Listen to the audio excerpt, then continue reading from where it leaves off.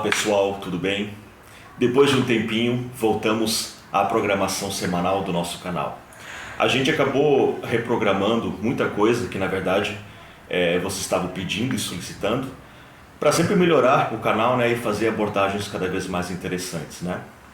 Então, já aproveitando e falando nisso, né, se inscreva no nosso canal, quem ainda não fez, e dá um like, manda um comentário, que a gente está sempre disponível para responder vocês, achando que isso é muito importante para a gente, no caso de sempre estar melhorando e trazendo sistemas legais, certo?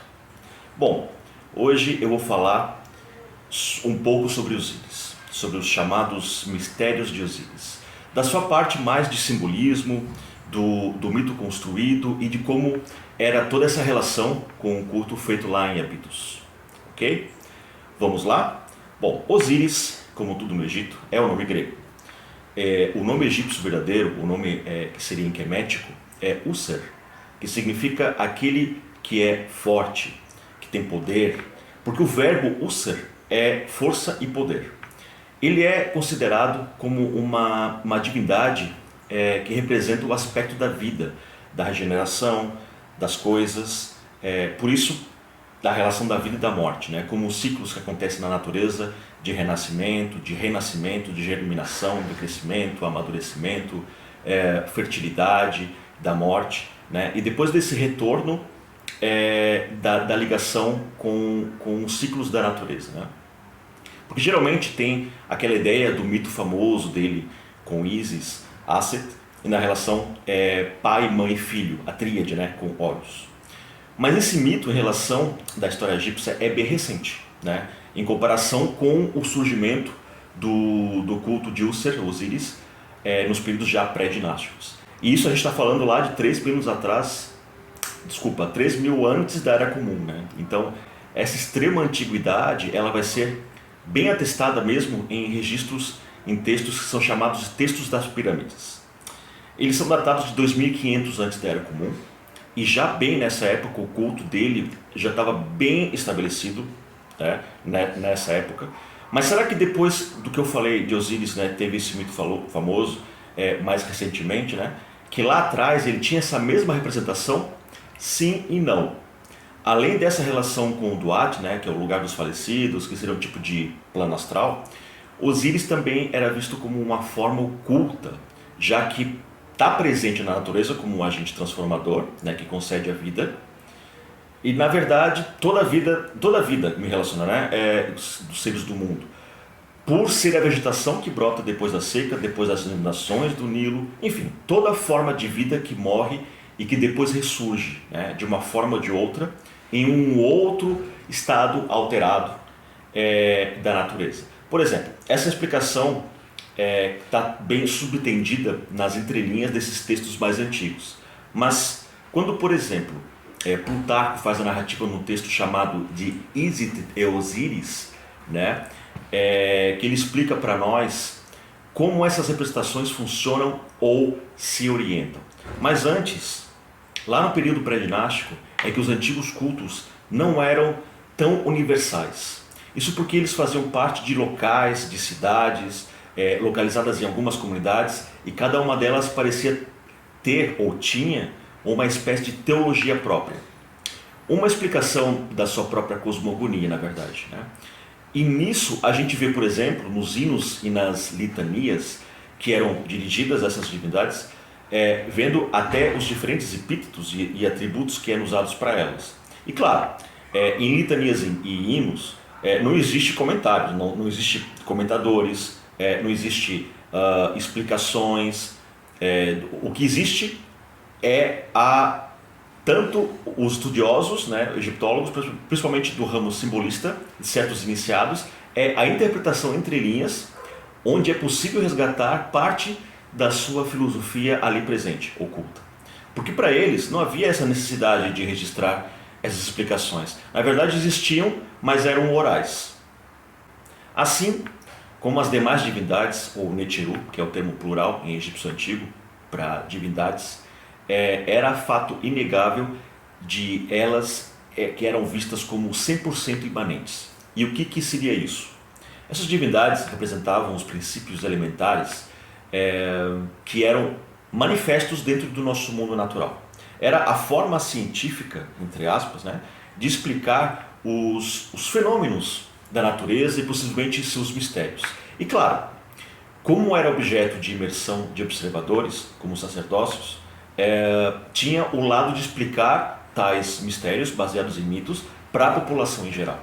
Não porque essa população ela fosse totalmente ignorante, pelo contrário. Se a gente compara hoje culturas mais antigas, tinham talvez um grau de compreensão sobre filosofia abstrata e da subjetividade do mundo mais do que hoje. No caso de Osíris especificamente, o culto ele era associado tanto para a produtividade, da fertilidade, do meio agrícola, quanto para a sua relação da vida em si, após a morte, seja humana ou não.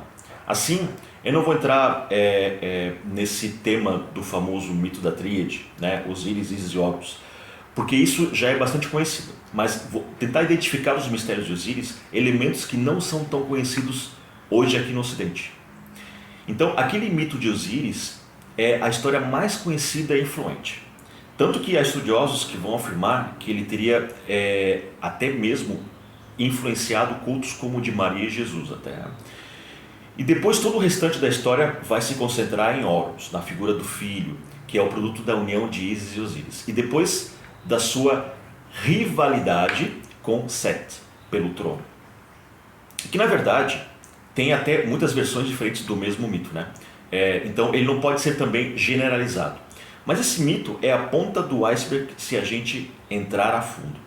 Bom, Heródoto, no século V antes da Era Comum, mencionou parte desse mito.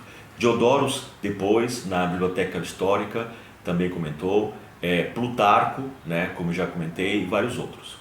Um dos problemas das interpretações egiptológicas sobre qualquer mito ou sobre o simbolismo contido em textos e hinos é que, infelizmente, apenas é focado no aspecto de eventos políticos da história.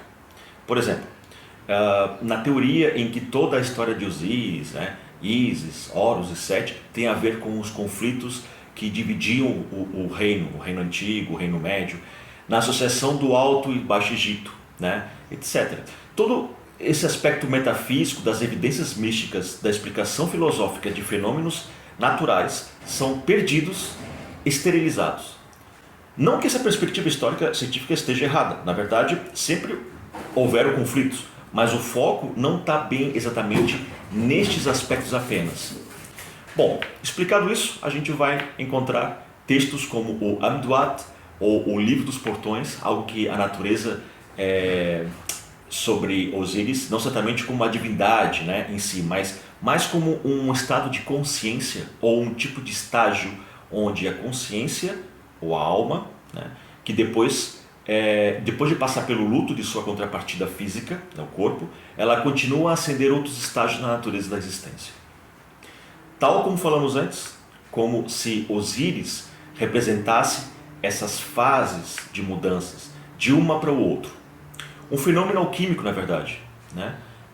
E por que não Osíris ser visto nesse aspecto em vida? Sim, por que não? Vamos lembrar que a cosmovisão antiga, quemética, era mais próxima do conceito de animismo.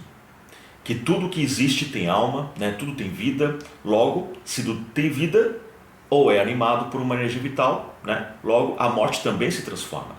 E Osíris seria mais ou menos essa potencialidade da vida ao assumir diferentes formas. Parece simples, e é. Por isso, na maioria dos textos, Osíris é visto não só pela questão pós-morte funerária, como adoram os egiptólogos, né? Mas também quando a alma ela mesma é comparada ao próprio Ra, né? O Sol, que é uma alegoria da iluminação, do seu ser mais superior, ou sua essência. E quando ele percorre o Duat, essa alma ela se une a Osíris, justamente para renascer ou amanhecer, né? No outro dia, e assim por diante. Então, enquanto o Set pode ser definido como os aspectos sinistros, né, da complementaridade, eu diria que seria mais próximo à ideia de ter desafios para superar estágios, né? Tanto da vida, né, tanto nessa quanto na possível outra. tem diferenças, né, daquela ideia maniqueísta de bem e mal. E onde era o culto exatamente? Bom, o culto de Osíris era em Abidos, onde tinha um festival anual em que um barco ritual era carregado pelos sacerdotes.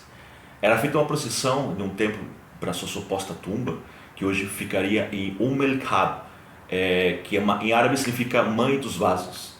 Mas antes disso, lá na primeira dinastia, há mais de 5.000 anos atrás, o local sagrado de Abidos era também usado e conhecido, que era onde tinha o Osirion, que era a câmara onde realmente os cultos de iniciação eram feitos.